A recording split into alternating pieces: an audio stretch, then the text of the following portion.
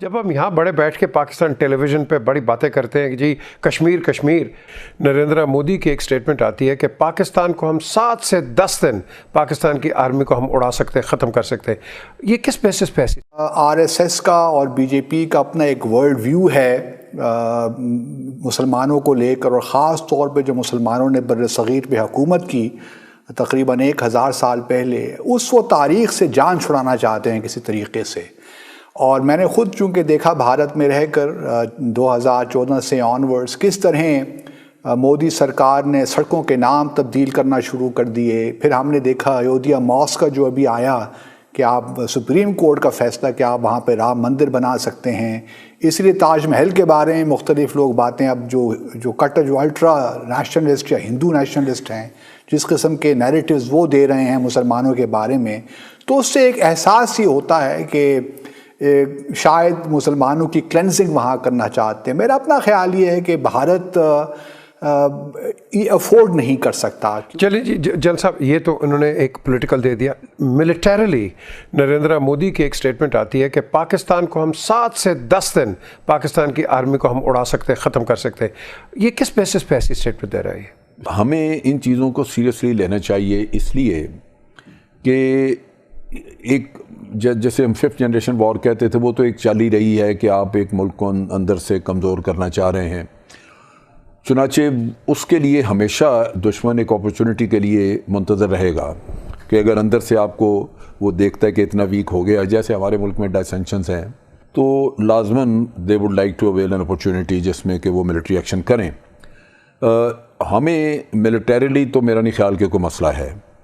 Defence کے نقطہ نگاہ سے میرا خیال ہے پاکستان ان کو بالکل ہر وقت سرپرائز کرے گا، کیونکہ آپ سرپرائز جو ہے وہ ٹیکنالوجیکل ایج پہ بھی ہوتا ہے کہ آپ ٹیکنالوجیکلی دوسرے کو مات دیں، ٹائم سے بھی ہو سکتا ہے۔ جنرل صاحب اف آئی مے، ابھی آپ نے کہا سرپرائز، کیا ہمارے پاس یہ سکھوں کا، میزوز کا، تاملز کا، دالیتس کا یہ سرپرائز نہیں ہے؟ Don't you think they'll be participating؟ یہ سارا کچھ ہے، لیکن پاکستان میں جو سب سے بڑی ہم نے غلطی کی ہے وہ یہ کی ہے کہ جب یہ فالس فلیگ آپریشنز کرتے رہے ہیں، ہم نے انڈیا کا جھوٹ دنیا کے سامنے نہیں کھولا۔ اس کا نتیجہ یہ نکلا کہ آج دنیا ہمیں ٹیررسٹ کہہ رہی، جب بھی کبھی کوئی وزٹ پہ آتا ہے بھارت ادھر وہ ہمیں نصیحت کر جاتا ہے۔ آپ انٹرنیشنل رائٹنگز جتنی جی چاہے دیکھ لیں، انڈیا کا دیکھ لیں، ہر طرف ایک ہی بات ہوتی ہے کہ جی یہ کراس بارڈر ٹیررزم ہے، یہ ختم ہوگا۔ تو یہ کیوں ہے؟ ہم کرا رہے ہیں۔ مطلب بڑی واضح چیز ہے، میرا کوشچن ہے کہ آپ نے حافظ سعید پہ الزام لگایا بامبے کا، آج دن تک کیوں نہیں کوئی ثبوت لے کے آ سکا؟ امریکہ نے اس کے ثبوت کے لیے ہیڈ منی رکھا کہ جناب کوئی اس کی لنکیج بتائے، یہاں پہ ریمنڈ ڈیوس کو رکھا، اس نے نیٹ ورک ڈیولپ کیا، پیسہ خرچ کیا انہوں نے، لیکن کوئی لنک نہیں نکل سکا۔ تو بات یہ ہے کہ آپ اپنا یہ ٹیگ ہٹائیں تاکہ آپ کی ایک کریڈیبلٹی ہو، اور پھر آپ دنیا کو یہ کہیں کہ جناب یہ ٹیررسٹ ہیں تو کوئی آپ کی بات سنیں۔ آج آپ سکھ کو یا کسی کو تھوڑی سی بھی اگر ہیلپ کر دیں تو آپ دیکھیں کہ پہلے آپ کے اوپر ٹیررزم کا لیبل ہے، آپ کو یہ کس طرح کارنر کرتے ہیں۔ سو ہماری بہت بڑی کمزوری یہ رہی ہے کہ ہم نے انڈین نیریٹو کو کاؤنٹر نہیں کیا، باوجود اس کے وہ برمراہ کہتے ہیں کہ ہم نے ان کے فورن پالیسی کے وہ کارڈینل پوائنٹس جب دیتے رہے تو کہتے ہیں کہ جی ہم نے پاکستان کو آئسولیٹ کرنا ہے۔ پاکستان کو آئسولیٹ کرنے کے ساتھ ساتھ کشمیر کی اسٹرگل کو پاکستان اسپانسرڈ ٹیررزم بتانا ہے، تو they are doing that. Okay, اچھا، یہ جو انہوں نے آج بات کی ہے، یہ جو آج جنرل صاحب بات کر گئے ہیں کہ ہم کاؤنٹر نہیں کرتے، let me tell you one thing, یہ کاؤنٹر کہاں ہوا ہے؟ الیاس ڈیوسن نے کتاب لکھی ہے بیٹریل آف انڈیا، جو باسط صاحب نے ضرور پڑھی ہوگی۔ ڈاکٹر رفعت آپ مجھے بتائیں۔ ایک چیز میں، آپ نے چونکہ کتاب کا ریفرنس دے دیا ہے، اس کتاب کے ریفرنس کے ساتھ ساتھ اور بھی بہت ساری ڈاکومنٹس آ چکی ہیں جس سے پتہ چلتا ہے کہ یہ پاکستان کا کام نہیں تھا۔ پٹی کیوں جی؟ جی میرے خیال میں دو چیزیں بڑی اہم ہیں جو مودی صاحب کی جو ریسنٹ سٹیٹمنٹ ہے، جس میں انہوں نے کہا کہ وہ پاکستان کی فوج کو 7 یا 8 دن کے ریفیٹ دے سکتے ہیں۔ دیکھیں، یہ اس سوچ کی علامت ہے جو کہ ہندوستان کے اندر پائی جاتی ہے اور جس کو سسٹمیٹکلی مودی صاحب پروموٹ کر رہے ہیں، اور اس کے حوالے سے وہ ملٹریلی تو خطرہ ہو یا نہ ہو، لیکن it's an indicative of a Hindu mindset, جس کے حوالے سے وہ مستقبل میں کوئی پاکستان کے خلاف جو بھی کارروائی کرنے کا وہ سوچ رہے ہیں اس کی طرف اشارہ کرتی ہے، پہلی بات. تو اس وجہ سے ہمیں اس کو ڈسمس نہیں کرنے دینا چاہیے آؤٹ آف ہینڈ. وہ میرے خیال میں ہمیں we should be prepared to meet this challenge. اچھا، اب کیا وہ ملیٹریلی وہ جو بات جو کر رہے ہیں کیا وہ فیزیبل ہے؟ فیزیبل قطع نہیں ہے، کیونکہ دونوں ملک جو ہیں وہ نیوکلیئر ویپن اسٹیٹ ہیں، اور دنیا کو بھی معلوم ہے کہ ان دونوں کے درمیان اگر کسی قسم کی بھی شوٹنگ وار شروع ہوتی ہے تو وہ رزلٹ کر سکتی ہے in a wider confederation including it can become a nuclear war. تو میرے خیال میں اس حوالے سے پاکستان کا ڈیٹرنس از ان پلیس، لیکن وہ ڈیٹرنس کافی نہیں ہے، کیونکہ ہم جب 5th جنریشن وارفیئر کی ہم بات کریں نا تو پاکستان کے خلاف ان کو اب آپ دیکھیں یہ جو کرونا وائرس ہے اس کی وجہ سے چین کی اکانومی کو اتنا بڑا سیٹ بیک ہوا ہے کہ جو کہ لاکھوں کی تعداد میں اس کے حوالے سے، تو اس قسم کی کوئی بھی چیز وہ ہندوستان بھی کر سکتا ہے.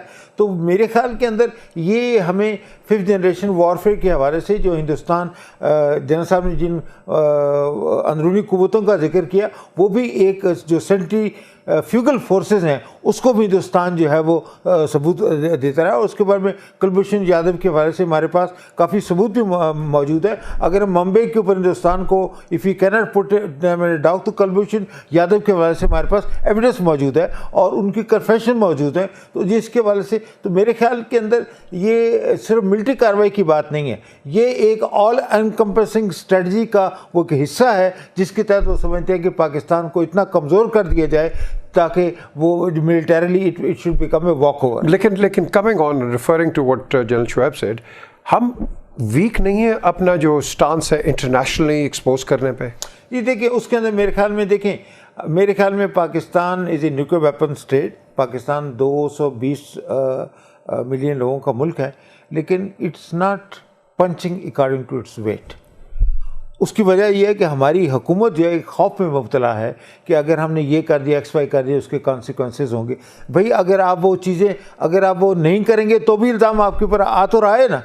تو اگر آپ وہ چیزیں کریں گے تو اس کے بارے سے we need to become we begin to become little bit more proactive and gain little bit more confidence, تاکہ ہم اپنے ویٹ کے حساب سے ہندوستان کے آنکھ میں آنکھ ڈال کے اور ہندوستان کے وہ الائز جو ہیں جو امریکہ جو ان کی شے کے اوپر بیٹھا ہوا ہے اور امریکہ ان کی بیک کے اوپر ہے اس کے بھی ہم جو ہے چیلنج کر سکیں. لیکن مجھے نہیں سمجھ آتا کہ پاکستان جو ہے it's not willing to punch according to its weight, اور جو میرے خیال میں ہمیں کرنا چاہیے تبھی جو ہے وہ دوسرے ملکوں کو ایک میسج کلیئر جائے گا.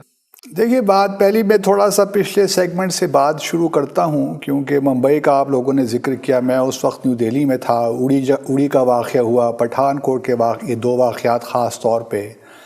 دیکھیے پاکستان نے تو ہمیشہ اس میں جوائنٹ انویسٹیگیشنز کی بھی آفر کی ہے، انٹرنیشنل انویسٹیگیشنز کی بھی آفر کی ہے، پر بھارت نے ہمیشہ ریلکٹنس شو کی ہے ان معاملات میں. جہاں تک ممبئی کا تعلق ہے، میں آپ کو حقیقتاً بتا سکتا ہوں کہ کس طرح میتھوڈیکلی بھارت نے اس سارے ٹرائل کو ڈسٹارٹ کیا ہے اور اس کو ڈیلے کرنے کے لیے ہر حربہ استعمال کیا ہے. اور وہ چاہتے ہی نہیں ہیں کہ ممبئی ٹرائل کبھی صحیح معنوں میں کنکلوڈ ہو، کیونکہ ان کو ایک پریٹیکسٹ ملا ہوا ہے کہ جب تک ممبئی کا معاملہ حل نہیں ہوتا اس وقت تک پاکستان اور بھارت کے درمیان ہم بات چیت نہیں ہو سکتی. اور وہ ٹرائل کمپلیٹ کیوں نہیں ہو رہا؟ اس کی بنیادی وجہ یہ ہے کہ ہمیں کوآپریشن ہی نہیں مل رہا بھارت سے. اس وقت بھی میں آپ کو بتا سکتا ہوں کہ 26 ہمیں وٹنسز کے ڈیپوزیشن چاہیے پاکستانی کورٹ میں، وہ نہیں ہونے دے پا رہے. اسی طرح بہت سے ہمیں اکوپمنٹ جو ہے جو استعمال ہوا بقول ان کے اس دہشت گردی میں، وہ ہمیں وہ شواہد نہیں پیش کر رہے کہ ہم اپنی کورٹ میں یہاں پیش کریں. تو جب تک یہ لیگل ریکوائرمنٹس پوری نہیں ہوں گی تو ممبئی تو ٹرائل ہے پاکستان میں جو ہو رہا ہے وہ کمپلیٹ ہی نہیں ہو سکتا.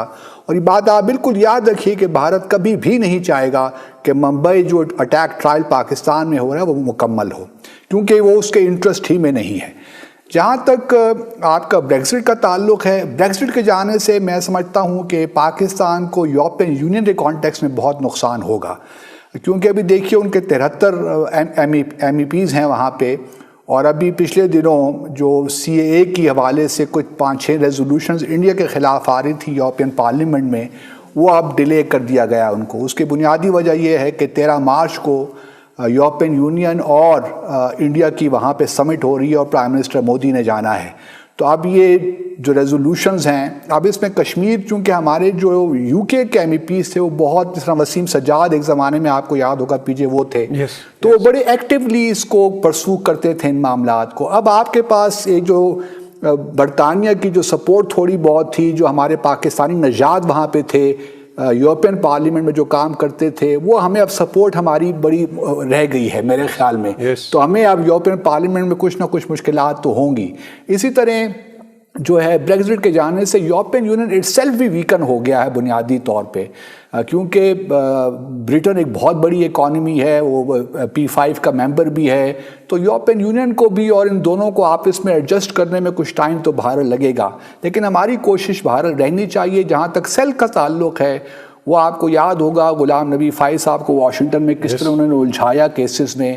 اس کے بعد جب وہ بند ہوا تو پھر یہاں بھی ریسورسز کا بہانہ بنا کر بند کر دیا گیا. آپ دیکھیں 5 فروری کا اب آ رہا ہے، we will mark the solidarity day with Kashmir, but وہ سارا کام پاکستان کی حد تک ہو رہا ہے. یہ بھی ضروری ہے، میں یہ نہیں کہتا کہ یہ ضروری نہیں ہے، لیکن یہ سبسٹیٹیوٹ نہیں ہے جو آپ کی باہر سفارتکاری ہونا چاہیے. آپ کو اپنے سفراء نظر نہیں آتے ٹیلی ویژن پہ، میڈیا پہ آپ کو نظر نہیں آتے، تھنک ٹینکس میں نظر نہیں آتے.